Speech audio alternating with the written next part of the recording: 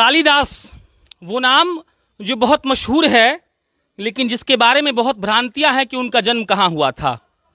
वो नाम जिसके बारे में कभी मध्य प्रदेश ये दावा करता है कि वो उनके यहाँ के हैं, कभी हिमाचल प्रदेश तो कभी जम्मू कश्मीर। लेकिन हम अभी बिहार में हैं और बिहार चुनाव कवर करने निकले थे और हमें भी ये दावा एक जगह मिल गया, मिथिला क्षेत्र में ये उच्चैठ का पूरा स्थान है। और ये वो मशहूर तस्वीर है जो शायद ही कोई बच्चा होगा, बुजुर्ग होगा या युवा होगा जिन्हें ये इसकी कहानी नहीं पता होगी या जिन्होंने ये देखा नहीं होगा। ये कालिदास हैं जो एक पेड़ को काट रहे थे और उस वक्त बहुत हो हल्ला हुआ था कि ऐसी क्या स्थिति आ गई कि काली बाबा कालिदास पेड़ को काट रहे हैं। ये पूरा जो स्थान है वो कालिदास के ही ऐसी चीजों से भरा पड़ा है जो ये दिखाता है कि उनका अस्तित्व यहाँ से कहीं ना कहीं जुड़ा है। कैसे जुड़ा है ये यहाँ के पंडित जी लोग बताएंगे। मुझे ये कहा गया है कि आप इस किसी बात का दावा मत करिएगा क्योंकि बवाल हो सकता है। बाकी यहाँ और भी प्रतिमाएं हैं। अभिज्ञान शकुंतलम जो उनकी किताब थी जो बहुत मशहूर थी वो भी है। कहा जाता है कि ये उन्होंने यहीं लिखा था। रघुवंशम सामने है वरुण जी, वो भी दिखा दीजिए। और पंडित जी ने जैसे हमें बताया ये भी कहा कि वो भी लिखा हुआ था। और ये वो तस्वीर है जहां वो पेड़ पर बैठकर उसी डाली को काट रहे थे जिस पर वो बैठे हुए थे। बाकी एक कहानी जो हमारे साथी ने बताया कि यहाँ एक नदी को पार कर कालिदास गए थे जहां उनको ज्ञान की प्राप्ति हुई और ये कहा गया था कि इस रात को आप जो भी पढ़ेंगे वो आपके दिमाग में सेट हो जाएगा। और उसके बाद कालिदास बहुत मशहूर हो गए। उनकी कई ऐसी रचनाएं हैं जिन पर लोगों को गर्व होता है, लेकिन जिस चीज पर बिहार को गर्व होना चाहिए यहाँ के पंडित जो लोग के हिसाब से वो ये कि उनकी शिक्षा और दीक्षा यही हुई थी। बाकी चप्पल उतार लीजिए और बाबा जी लोगों को प्रणाम। हम भी नीचे बैठेंगे क्या? ठीक है, चलिए। कहानियां और किस्से बहुत प्रचलित हैं और उसी कहानियों की तलाश में हम यहाँ आए हैं। ये मिथिला का क्षेत्र है, उच्चैठ का स्थान है। जगह कौन सी है वरुण जी एक बार बताइएगा? उच्चैठ ही है। क्या कहानी है कालिदास जी की? आइए इधर गुरु। ये हमारे उम्र के ही हैं तो ज्यादा हमको बेहतर से समझा पाएंगे, बताइए। सभी लोगों को नमस्कार। हमारी पौराणिक कथाओं में मतलब इतिहास में आप जब जाएंगे पीछे जी, अच्छा, जब आप इतिहास में जब आज से 2000 वर्ष पीछे जाएंगे तो एक संस्कृत के बहुत बड़े विद्वान की चर्चा होती है, महाकवि कालिदास। भारत के इतिहास में बहुत कवि हुए हैं, किन्हीं को राष्ट्र कवि का उपाधि दी गई, किन्हीं को जन कवि का, लेकिन महाकवि सिर्फ और सिर्फ एक ही हुए हैं, कालिदास। कालिदास की बहुत सारी रचनाएं हैं, संस्कृत रचनाएं हैं, नाटक हैं। वैसे तो वो श्रृंगार के प्रमुख कवि थे, उनका जो लेखन था वो श्रृंगार रस का था। हमारी यहाँ पे एक शिक्षण संस्थान यहीं पे कहीं थी। कहावत है कि वहाँ पे जब विद्यार्थी लोग पढ़ रहे थे तो कालिदास उन लोगों का रसोइया थे, मतलब हॉस्टल जिसे कहते हैं ना, तो हॉस्टल का वो मतलब छात्रावास का जो नहीं वो रसोइया थे, मतलब कुक थे, खाना जी बिल्कुल। एक दिन ऐसे ही यही समय था, सावन भादव का समय था, बाढ़ आई थी। यहाँ पे नदी है ही, नदी के उस तरफ छिन्नमस्तिका दुर्गा भगवती हैं, उच्चैठवासिनी। सब में शर्त लगी कि आज तो बाढ़ आ गई है नदी में, फिर कैसे दीप प्रज्वलित होगा। सब में टेंशन का विषय था कैसे होगा। तो कालिदास, चूँकि उस समय में वो कालिदास नहीं वो कलिया थे। अच्छा। उस समय वो कालिदास नहीं कलिया थे, मूर्ख थे। उन्होंने कहा कि मैं जला दूंगा वहाँ पे, दीप प्रज्वलित कर दूंगा, इसमें कुछ नहीं है। तो फिर सब में उनको बोला कैसे करोगे? तो उन्होंने दीप और दिया बाती सब कुछ का वो सर पे रखा और तैर करके वहाँ पे चले गए। अच्छा। तो उनको ये बताना था कि वास्तव में तू गया था वहाँ पे, दीप प्रज्वलित करके आया कि नहीं आया, उसके लिए कोई वहाँ पे निशान छोड़ना है। तो एक काली लेना, वो दीप का जो रस निकलता है ना वो काला, वो कहीं पे लगा देना। उनके पास इतनी बुद्धि थी कि नहीं कि वो राख कहाँ पे लगाएं, तो भगवती के चेहरा पे लगाने के लिए जैसे उन्होंने ऐसे हाथ किया कि भगवती ने हाथ पकड़ ली। कहा कि क्या मतलब ये कर रहे हो? तो कि मुझे ऐसे ऐसे बोला गया है। तो भगवती तो सब कुछ जानती हैं कि ये मूर्ख है, तो बोल के तुम चाहते क्या हो? सब मुझे कलिया कहता है, मुझे ज्ञान की प्राप्ति दो माँ, मुझे ज्ञान दो। बोले ज्ञान तो बैठे बैठे किसी को नहीं मिलता, तो तुम्हें कैसे मिलेगा? जाओ, मैं तुम्हें आशीर्वाद देती हूँ कि आज रात में तुम जितने पढ़ोगे उतना तुमको हमेशा के लिए स्मरण हो जाएगा। हाँ, उन्होंने पढ़ना प्रारंभ किया। एक रात में पूरी तो वो पढ़ पाते नहीं, तो फिर भगवती के नाम लेकर के सभी पुस्तक को ऐसे ऐसे उल्टा के रखते कि जितने मतलब लाइब्रेरी में जितनी पुस्तकें थी पुस्तकालय में सब के सब वो पढ़ना शुरू कर दिए, उसको उल्टाना शुरू कर दिए, अंत में छूना शुरू कर दिए। जितनी थी उनको पूरा स्मरण हो गया।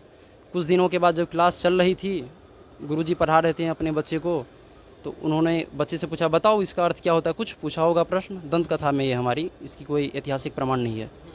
तो गुरुजी बोले कि बताओ। बच्चे लोग नहीं बता पाए। एक बच्चा खड़ा हुआ, उनका उत्तर दिया, तो उनका उत्तर जो था ना वो बच्चे का वो गलत था।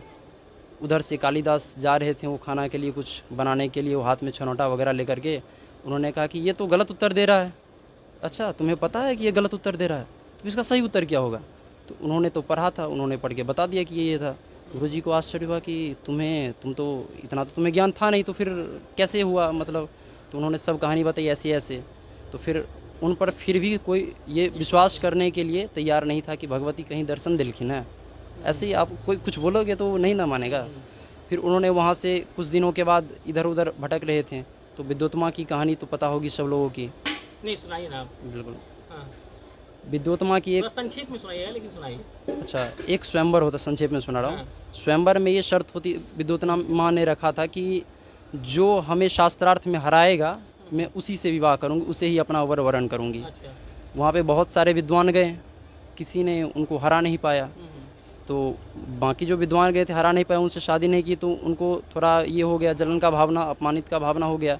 तो उन्होंने सोचा कि दो चार विद्वान मिल करके कि हम इनसे बदला लें। तो कैसे लें? तो जा रहे थे, बगल में हमारा एक गांव है, पनकट्टा उसका नाम है। तो ये दंत कथा में फिर कह रहा हूँ, ऐतिहासिक प्रमाण नहीं है। वो बनकट्टा में जब वहाँ पे देखें कि एक पेड़ पर कालिदास बैठे हुए थे, पेड़ के डाली पर पीछे बैठे थे, आगे से डाली को काट रहे थे। उन्होंने सोचा इससे बड़ा मूर्ख तो कोई होगा नहीं, तो इसी से शादी करवा देते हैं उनका, विद्योत्मा का। अपमान का जो बदला जो था वो लेना था। उनको लेकर के गए, कालिदास को बोले कि तुम्हें कुछ बोलना रही है, बस मैं इशारा से तुम्हें कहूँगा, जो जो प्रश्न करूँगा इशारा से मैं तुम बस देना। तो उधर विद्योत्मा बोले, वो विद्योत्मा को बोलें कि ये मौन व्रत में है, अभी हमारे गुरुजी हैं, ये मौन व्रत में है, अभी ये कुछ बोलेंगे नहीं, इशारा से ही बातें करेंगे। तो विद्योत्मा ने ऐसे करके बोला कि परमात्मा एक है, मौन में ही बोला, मतलब इशारा से ही बात करना था ना। तो ऐसे करके उनको लगा कि ये मतलब हमको उंगली दिखा रहा है, उन्होंने मुक्का दिखाया। जैसे ही उनको लगा कि मुझे उंगली दिखा रहा है, वो तो मूर्ख थे, उन्होंने बोला कि मुझे उंगली दिखा रहा है कि धमकी दे रहा है, उन्होंने मुक्का दिखाया कि मुँह तुड़ दबू तोहर। तो फिर बाकी जो पंडित लोग, मतलब विद्वान लोग थे, उन्होंने इसका अर्थ निकाला कि विद्योत्मा ने प्रश्न किया था कि ईश्वर एक है, परमात्मा एक है। उसका उत्तर कालिदास ने दिया था, है तो एक, लेकिन सब है तो एक, लेकिन आप कहावत है ना, क्षिति जल पावक गगन समीरा पंच तत्व यह अधम शरीरा। तो ये पांच तत्वों से मिलकर के हम भी बने हैं, ईश्वर भी उन्हीं पांच तत्वों को मिला करके ईश्वर वही है, पांच तत्व। ईश्वर जिसे हम मानते हैं वास्तव में पांच तत्व ही है। इसीलिए हम लोगों का धरती की पूजन होती है, प्रकृति की पूजन होती है, पेड़ पौधा की, जल की।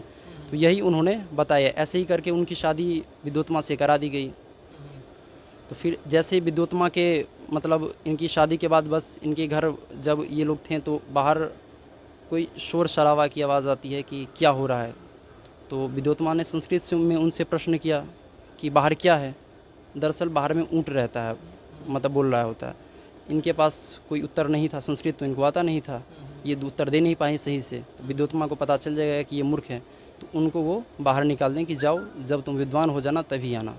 उसके बाद जो है वो यहाँ पे आते हैं रसोईया के काम करने के लिए। अच्छा। ठीक है, तो ये ऐसी कहानी होती है। फिर भगवती उनको दर्शन देते हैं, उनको ज्ञान प्राप्ति होती है, फिर वो साहित्य रचना में यहाँ से लग जाते हैं। अब ये बताइए कि वो लोग जो दावा करते हैं कि कालिदास उनके यहाँ के हैं, उनके लिए कोई जवाब? कालिदास यहीं की हैं, यहीं के हैं। उसका मैं उनके साहित्य से आप प्रमाण ले सकते हैं। उनका साहित्य है मेघदूतम, रचना हुई है वहाँ पे, मतलब मध्य प्रदेश में। वहाँ पे उन्होंने, मतलब मेघदूतम में कहानी ये है कि एक यक्ष होता है, वो अपने पत्नी को, संक्षेप में बता रहा हूँ, वो अपने पत्नी को पत्र लिखता है। तो एक पेल, मतलब पेल से जो पत्ता गिरता है, एक पत्ते पर कुछ लिखता है स्याही से पत्र, और मेघ को देता है कि जाओ तुम दे आओ, मतलब मेरी पत्नी को। तो उनको रास्ता बताते हैं कि जाना कैसे है। तो सबसे पहले महाकाल की चर्चा करते हैं, उज्जैन महाकाल की। बोलते हैं कि वहाँ पे जाओ, उनको ऐसे प्रणाम करना, ऐसे बादल घिरे होंगे, ऐसे वर्षा होगी नहीं, सब कुछ बताते हैं।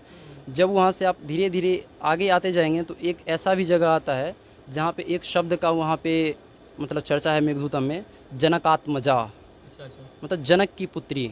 उसमें चर्चा है कि जिस सरोवर में जनक की पुत्री स्नान करती थी वो सरोवर भी तुम्हें मिलेगा। तो आप बताइए जनक की पुत्री कहाँ थी? सबको पता है कहाँ थी? सीता मैया। सीता मैया हमारे मिथिला में।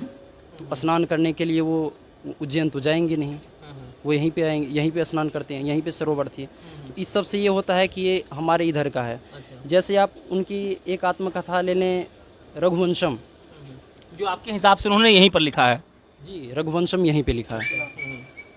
उसमें उन्होंने मतलब दिलीप, यजु, यक्ष, इक्ष्वाकु, फिर भागीरथ, दशरथ, राम, मतलब राम के पूर्वज की 39 पीढ़ी को उन्होंने 39 राजाओं का वर्णन किया है। मतलब उसमें रघुवंशम में, उसमें जब आप राम सीता के विवाह की चर्चा करेंगे तो आप उसमें इतिहास जब पढ़ेंगे तो आपको ये देखने को मिलेगा कि जब विवाह के बाद राम जाते हैं मतलब सीता को लेकर के वहाँ अयोध्या, तो फिर उसमें ये चर्चा आपको मिलेगा कि अयोध्या में जो महिलाएं हैं मतलब राम की जो बहन होंगी या फिर उनकी काकी होंगी, उनकी माँ, जो कुछ भी हो, उनके बारे में उन्होंने व्यंग्य किया है मतलब मजाक की भावना से। लेकिन आपको कहीं नहीं मिलेगा कि यहाँ पे सीता की बहन की या सीता की माँ के बारे में कोई व्यंग्य है। इसलिए नहीं है चूँकि वो भी मिथिला के, सीता भी मिथिला के, सीता हमारी बहन हुई तो बहन के बारे में कोई मजाक तो करेगा नहीं, इसीलिए उनके बारे में किया है, इनके बारे में नहीं किया है।